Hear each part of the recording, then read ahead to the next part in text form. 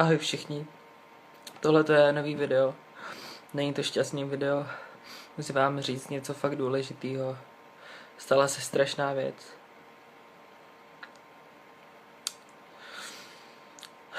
Něco mi řekli rodiče a já to pořádně nemůžu ustát.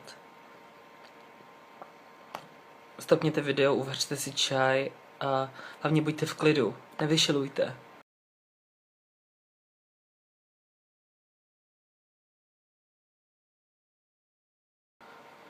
Určitě se to nějak srovná prostě. A teďka k věci. Rodiče mi řekli jednu věc.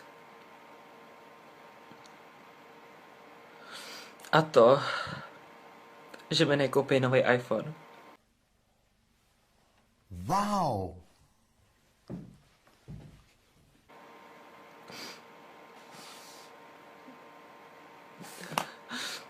Já mám své práva taky, ne? Já je nahlásím na sociálku, že se o mě nestarají, že mám svůj mobil strašně dlouho, ten co mám teď, tak mám 3 měsíce. What the fuck? Prostě, myslím si, že mám právo na to, abych měl prostě mobil nějaký.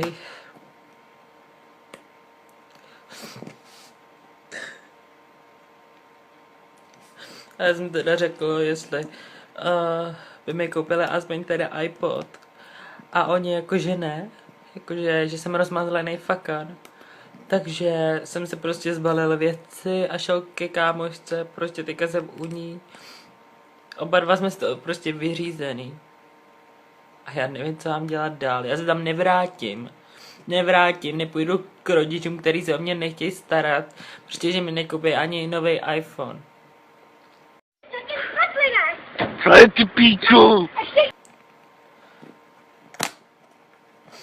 Já už na to nemám. Jdu skočit z okna.